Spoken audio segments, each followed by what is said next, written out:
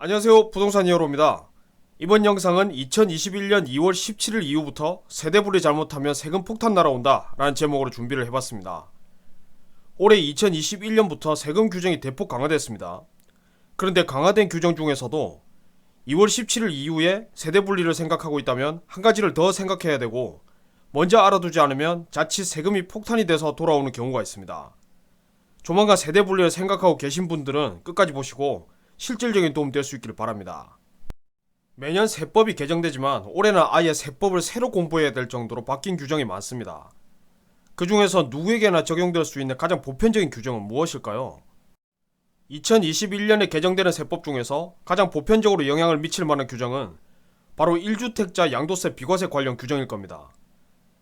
2주택 이상 보유한 사람이 주택 한 채를 양도하고 나서 나머지 한 채에 대해서 양도세 비과세를 받기 위해서는 이전 보유기간 상관없이 1주택 체제가 된 날로부터 다시 2년간 보유를 해야 비로소 양도세가 비과세됩니다.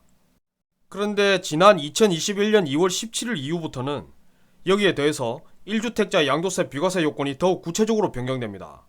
지금부터 구체적으로 그 내용을 살펴보겠습니다. 2021년 1월 1일부터 2월 17일 이전까지는 2주택 중에서 하나의 주택을 오직 양도하는 경우에 대해서만 남은 주택 한 채는 1주택 체제가 된 날로부터 다시 2년간을 보유해야 비로소 양도세가 비과세됐습니다. 그런데 양도가 무슨 뜻인가요? 소유자 이외에 다른 사람에게 적절한 돈을 받고 명의를 이전하는 것이 양도죠. 한마디로 돈을 받고 파는 경우에 한해서만 2021년부터 새롭게 바뀐 1주택 양도세 비과세 규정을 적용했던 것입니다. 그런데 2021년 2월 17일 이후부터는 다른 사람에게 돈을 받고 파는 경우를 포함해서 자식이나 배우자에게 증여하는 경우, 그리고 주거용 오피스텔을 업무용으로 바꾼다든지 아니면 건축법상 용도 변경으로 주택에서 주택이 아닌 상가나 공장 등으로 변경하는 경우를 모두 포함하겠다는 겁니다.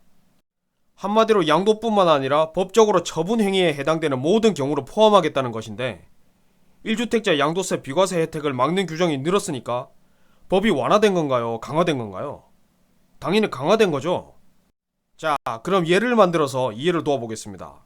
제가 예문을 직접 만들어 봤으니까 설명을 자세히 들어보시면 훨씬 이해가 편하실 겁니다. 먼저 증여를 하는 경우를 보겠습니다.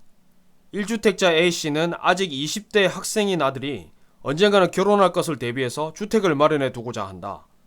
어차피 아들 이름으로 주택을 매수해도 아들이 같은 세대원에 마땅한 수입도 없는 상태라 세대분리도 안 되고 취득세도 중과세 된다고 하니 A씨 이름으로 매수했다가 나중에 아들이 결혼할 때 증여를 해주고자 한다. 이 경우에 증여를 해주고 나면 아버지 소유의 주택이 양도세 비과세되기 위해서는 어떻게 해야 할까요? 답은 이전 보유기간 상관없이 증여한 날로부터 다시 2년간을 보유해야 비로소 양도세 비과세 혜택을 받을 수 있습니다. 이유는 증여 역시 2월 17일 이후부터 바뀐 규정에 따라서 처분행위에 속하기 때문입니다. 이때 주의할 점은 보유기간을 계산할 때 세대 분리를 한 날이 아니라 증여를 해준 날부터 계산을 한다는 것입니다. 이 부분은 확실히 기억해 두셔야 되겠습니다. 그렇다면 이번에는 용도 변경을 하는 경우를 보겠습니다. B씨는 주거용으로 등록된 오피스텔 한 채와 실거주용 주택 한 채를 보유하고 있는 2주택자다. 그런데 오피스텔에 살고 있는 현 세입자와의 임대차 계약이 종료되는 대로 용도 변경을 해서 사무실로 임대를 해주고 나서 현재 거주하고 있는 집을 매도하려고 한다. 이 경우에는 용도 변경을 하고 나면 B씨가 실제 거주하던 주택이 양도세 비과세되기 위해서는 어떻게 해야 할까요? 답은 이전 보유기간 상관없이 용도 변경을 한 날로부터 다시 2년간을 보유해야 비로소 양도세 비과세 혜택을 받을 수 있습니다.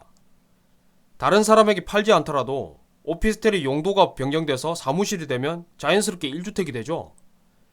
이런 경우에 1주택이 되어도 바뀐 규정을 적용해서 용도 변경으로 1주택이 된 날로부터 2년간 보유해야 비로소 양도세가 비과세됩니다.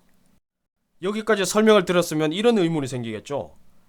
하나의 세대에 2주택을 보유하다가 세대 분리하면서 각자 1주택씩 소유하게 되면 엄연히 각자가 1주택자가 되는데, 이럴 때는 과연 세대 분리를 2월 17일 이후부터 적용하는 처분 행위로 봐서 역시 보유기간 조건을 강화할 것인가에 대한 의문이 들 겁니다.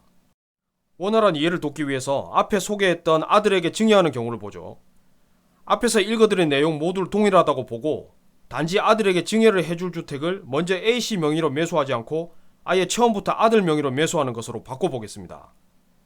이런 경우에 아들이 세대 분리를 하면 그때도 역시 1주택이 된 날로부터 보유기간을 계산할까요? 답은 세대 분리는 처분행위가 아니기 때문에 각자 명의가 다른 2주택이 세대 분리되면 각자의 주택에 대해서는 이전 보유기간을 그대로 인정한다는 것입니다. 즉, 아버지와 아들 각자가 소유한 주택이 이전부터 이미 양도세 비과세 요건을 충족했다면 세대 분리하는 즉시 비과세가 적용된다는 것이죠. 한마디로 겉으로 보기에는 같은 1가구 2주택이라도 명의가 애초부터 누구였냐에 따라서 양도세 비과세 요건은 제법 큰 차이가 발생하는 것입니다. 이번 영상 내용을 한 문장으로 요약하면 2021년 2월 17일 이후부터는 하나의 세대에서 2주택 이상을 취득할 때는 세대원 각자의 명의로 취득하는 것이 더 유리하다 정도로 요약할 수 있겠습니다. 세법 규정이 날이 갈수록 복잡해지는 만큼 작은 것 하나를 챙기느냐 마느냐에 따라서 많은 것이 달라지기도 합니다. 이 영상 보시는 분들은 부디 놓치지 마시고 슬기롭게 절세해보시기를 바랍니다. 감사합니다.